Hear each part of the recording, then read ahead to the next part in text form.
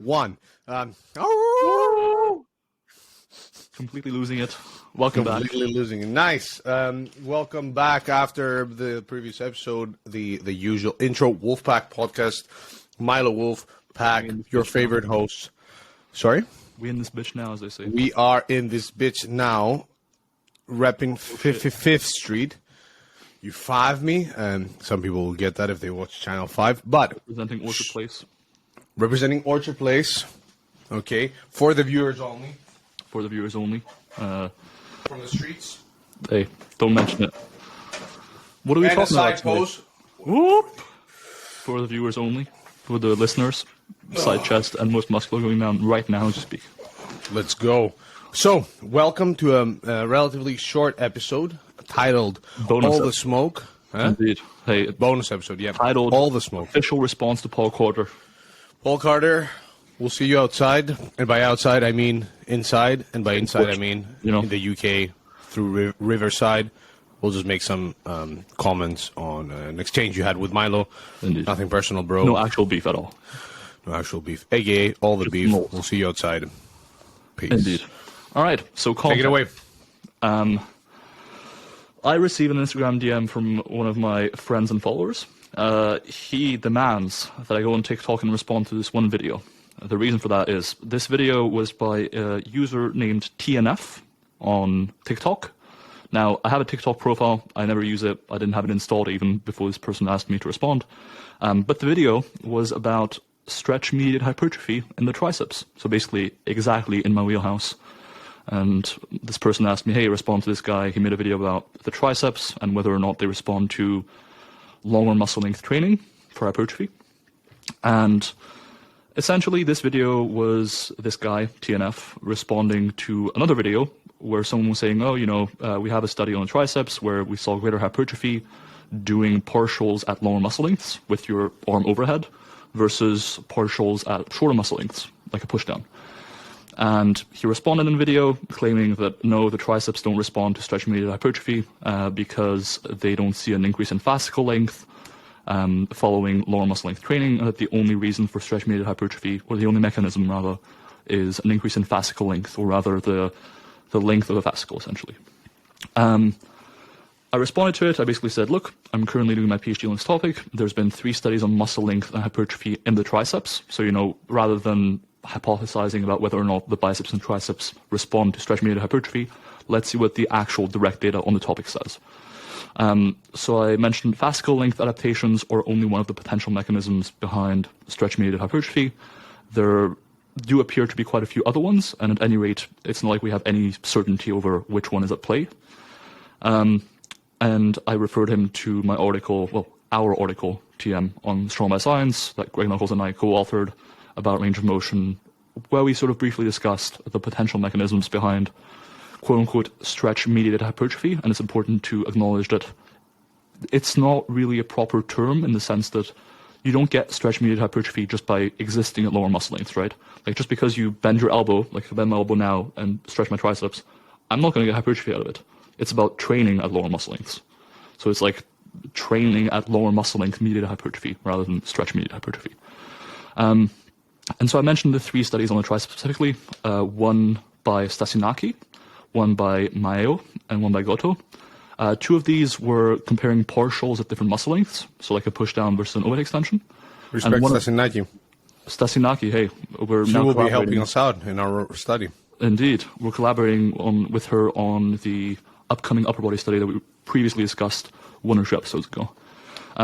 Anyways, 3 studies on the triceps. In 2 of those studies, the longer muscle length condition saw greater hypertrophy in the triceps specifically. And whereas in the 3rd study, which happened to be the only one mentioned in the video response on TikTok, was the one where there's no difference. So it seemed like a bit of a case of cherry-picking the study that fit the point. But overall, out of those 3 studies, 2 studies found a benefit to lower muscle length training, 1 didn't. And so I mentioned there's been 3 studies. The one you mentioned is the only one that didn't find a benefit. And fascicle length increases aren't the only potential mechanism behind all this stuff. And so I responded. I got a good amount of likes, bit of a flex. And the person who made the video didn't respond. However, I want to say a week or something after I posted those comments, Mr. Lift Run Bang 1 himself responded to me. He responded, an increase in fascicle length is the only way stretch-mediated hypertrophy occurs. We know this factually. And the triceps don't benefit from it? No. To which I responded, an increase in fascicle length isn't the only potential mechanism for stretch-mediated hypertrophy. Read through the Strong by Science article. And now, the reason why I was referring him to this is because TikTok comments have a character limit of like 100, I think. So for me to respond to that in depth would have been like 12 comments or something, and it still wouldn't have been Why do enough. so if you have an article already Exactly. covering it, written by you in part? Once again, he reiterated, an increase in fascicle length is the adaptation. And he followed it up with, I don't need to read Knuckles' shit, he's a dumbass. And yeah, then I decided to take a screenshot of that comment because I was quite entertained and posted it to my story and tag him and was like, imagine calling Greg Knuckles a dumbass. He responded to my story saying, this isn't new. Dude, you know what is weak sauce? Is appealing to authority with a clown emoji. I think he missed the fact that I, in fact, co-authored the article. So it wasn't, I mean, either he was calling me an authority, so thank you, or he just completely missed it. And then he followed it up with, you're free to ask Alan Aragon and Brett Contreras what they think of Greg, with 4 clown emojis. I can't, actually. Like, proceeds to, well, weak sauce is not clicking the link and reading the article, but Indeed. proceeds to say, hey, don't appeal to authority, appeals to authority to disprove what? To say that, hey, these people, which I don't know what they have to say didn't about just Greg. appeal to authority. He appealed to authority to ad hominem someone. Yeah, exactly. You know, which is quite powerful. Quite and based, so let's say. Quite based indeed. Win the argument that way. And so I just responded, hey, I co-wrote that article. It isn't appeal authority. I just referred to my rationale because I wasn't going to describe it in depth in a TikTok comment. And then he just responded, it's a bad take. There's no hypoxia. I'm not sure what he was talking about here. He just sort of went off.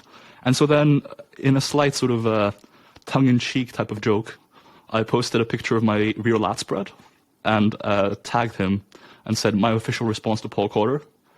And he did not like this. He responded, dude, your obsession with me is creepy, and my back looks like it ate your back. Anything else, man? And then sent me a video of him flexing his back, which I like to believe he just took to send it to me.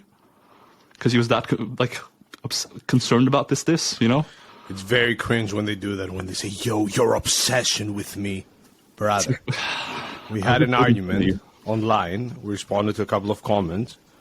I'm a guy who's doing his PhD and is becoming a figure in the fitness world. You're somebody who has been around for years. We had a back and forth.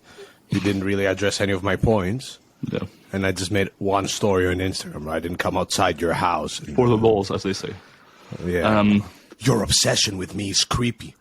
And then he just continued to go on, and I said, oh, it was a joke, it was sarcastic, I'm not sure he missed that. And he just said, and I'll stand by Greg being a dumbass. One of the few people I don't like, he's an opportunist. And if you don't believe me, ask Brett, ask Alan. Thumbs up.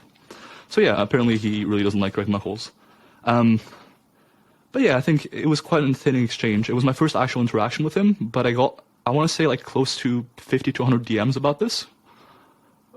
Just from people being like, oh, I hate Paul Cotter too. Everyone, not a single person pretty much, actually. I like him. Hey, great. You look similar, to be fair. I don't. Is he natty? I'm pretty sure he's been on PDs for quite a while now. I mean, I could be wrong. If he's not on PDs, hey, nice physique, bro. Enjoy. I know him as a figure, but I don't follow him. I know he does a lot of videos on, a lot of very intimidating videos for people who are not into lifting. Who will be like, whoa, I have a lot to figure out. Even bicep curls aren't easy to perform. Yeah, no, 100%. And I think, so I found it entertaining, and again, no beef at all with Paul Cotter. A lot of beef, actually. A lot of beef. Official response, diss track. Let's do it. And we're the creepers here. You made a whole podcast episode about it. Indeed. Dude, your obsession Reply to the comments made. I hate when people do that, man. I hate when they don't respond to the actual argument. And responding to the allegations. But yeah, so it was just a fun exchange, and I think it's crazy because I've seen a lot of Instagram posts lately about muscle length, and stuff like that. Like it's been getting a lot of traction, and I was talking about this with my supervisor as well, is that in the past couple of years, maybe, past year even, it's really taken off as a topic. Like there's certain, and to be fair, I'm one of them. I guess I have a bit more of a pass because I'm doing my PhD on it, but there's certain people out there who make all of their content based on the muscle length arguments, etc. And there's like a lot of different takes almost. Like for example, the take that the biceps and triceps don't respond to longer muscle length training. And those takes really? Yeah. Like Paul Carter, basically I think what this all stems from. I don't know what his schmick is, but what is there a crowd that goes, hey, muscle lengths don't matter, and that's what they've based their personas on, or their content on? Yes, yeah, so I think this all stemmed initially from a claim made by Chris Beardsley, and that claim is based on the length-tension relationship, where different muscles are at different lengths when resting, and during different exercises they might be at different points in the length-tension relationship.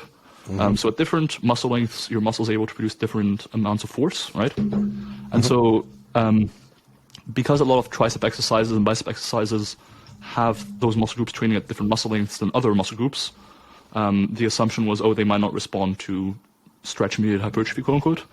And then I think there was maybe one study on fascicle length itself, or a couple studies, and they said, if there's no increase in fascicle length, it's not going to do anything. But that's kind of just a misunderstanding of how stretch-mediated hypertrophy might work. And it's also kind of completely discounting the direct evidence we have. Like we have 3 studies on the triceps directly and hypertrophy. So do they fit his bias? No. Okay, we don't have any studies, Milo. Exactly. Fuck your studies. Let me ask a few people. Hey, Brett, what about Milo? He's a fucking loser. No. Hey, the experts have weighed in. Anyways, and then another, like for example, there was another TikTok video in which I was tagged, which was about the biceps this time, saying that the incline curl is a terrible exercise for some reason. And again, with the biceps, like for the triceps, there's actually direct evidence on this. So we have, I want to say, 3 studies now on this. We have the Pinto 2012 study, we have the Sato 2021 study, and the Zabalita Corta 2022 study. And broadly speaking, again, if you look at the results in all of these, it still supports lower muscle length training even for the elbow flexors. It might indicate, especially the Zabalita Corta study, where basically they compared preacher curls to incline curls. That study specifically suggests that it's not about reaching the absolute longest muscle lengths, it's about having a good deal of tension in the stretch position. But overall, those 3 studies still do support lower muscle length training for the biceps. And so it's just a thing where I think both when it comes to EMG, for example, and when it comes to certain areas of research or in the fitness-based community, people somehow prefer mechanistic rationales over the actual evidence we have on muscle growth. So they'll often say, but, I think this general principle is true, like fascicle length being the only adaptation.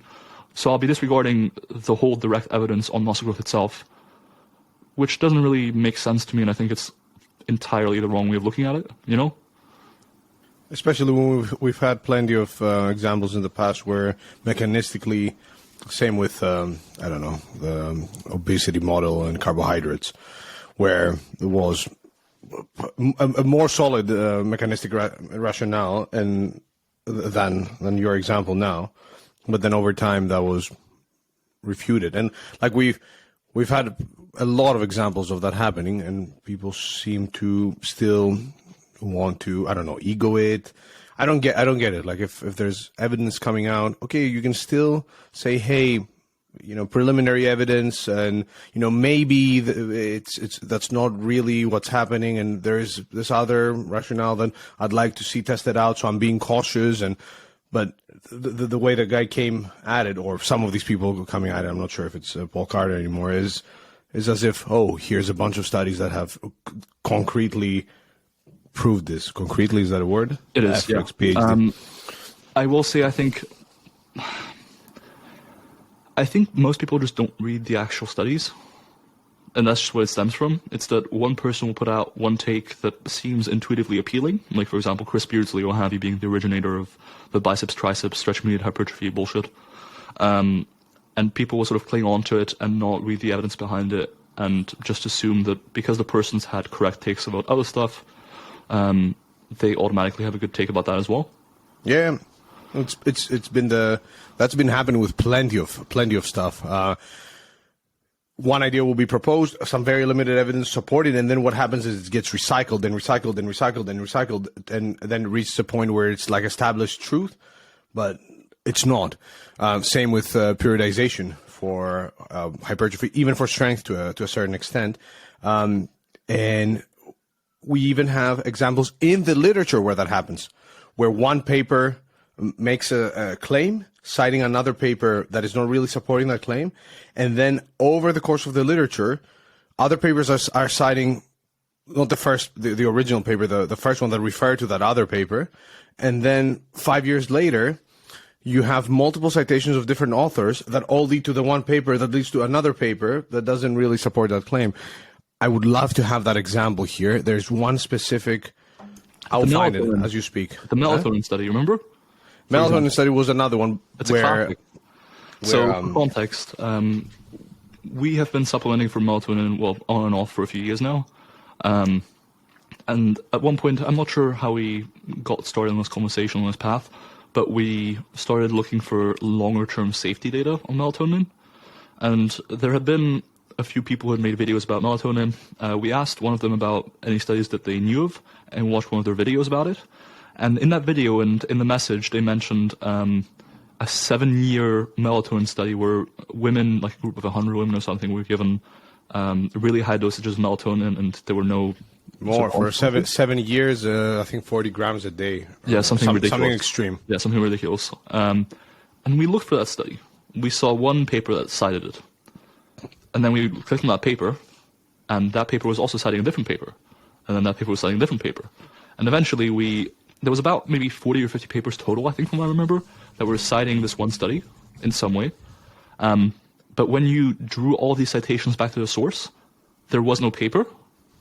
Yeah, it was like a medical trial that was pre-registered. Or something like that, or an abstract or something, but there was no actual paper anywhere. It was just not existing. And so I then asked the person who had cited it, like in the video, and they also couldn't find it. So sometimes some sketchy stuff can happen in research, and some incorrect notions can arise from consistent improper referencing or confusion or what have you. And I think that can kind of happen in the social media space as well, where if one person puts a claim out and they may not be correct, if that claim gets parroted around by thousands of people, eventually they'll sort of like grab hold of the industry as an idea. And it's hard to dispel that notion, even when we have evidence directly going against that claim.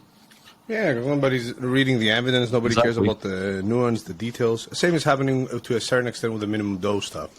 Like, no matter how many disclaimers I've put out there, and hey, it's all still pretty new, and we need to, probably you can get away and get suboptimal results with X amount of sets. Like, I've had people tell me, yeah, man, people are treating me like a dinosaur just because I'm still prescribing higher volumes of training to strength athletes. But that comes with the whole infographic culture. And hey, title, okay, one study, and we see quite a bit of that. And again, once you look in those studies, you'll see that it may not be even close to that. I really want to find this table. It's essentially a figure that demonstrates how the one paper was cited, all the citations that cited the paper that cited the one paper, and then leading back to that one paper. I think it was part of the single set response, single versus multiple sets debate. One of the responses was that, potentially. Yeah, no, it's definitely something. It's an onus, I think, on both the people creating the infographics and the people interpreting them. So obviously the easiest way to avoid that is just to have the person creating the infographic be quite well informed, not just on the study, but on the topic as a whole. But at the same time, you could also argue that the person seeing the infographic should be like, okay, well, it's one study, etc. So it's both an education of the wider public consuming the infographics, and I think also, as someone who makes infographics, make sure that you frame the findings properly, that you do your best to communicate those findings without blowing them out of proportion. And get ready to be disappointed at the end. Because they won't care. They'll be like, yeah, who cares? Like, you write the disclaimers in the caption, nobody's going to read the caption. Indeed. But I think ultimately the takeaway with the whole Paul Carter situation is, I love you, Paul, first of all. Great back. Second of all, let's try and read the research before we, make claims. Or even if we make claims, let's read the research every now and then to make sure that we actually have research to back it up properly. And yeah, maybe don't ad hominem people and claim they're creepy or slander other people for the fun of it, We'll see you when you collect your newspaper tomorrow. See who's creepy then. Don't make me get on my obsessivopoulos flex. Nice doorbell, Paul. Ding! What's that in your living room? Nice TV, bro. You left the lights on last night. Like the Watcher, who has ever watched it on Netflix. Cool. Bonus episode done. Muscle and Feels. M and F. You know the vibes. Smoke only. We are outside. Huh? First diss track. Many more to come. First diss track. And we will see you in court. Peace.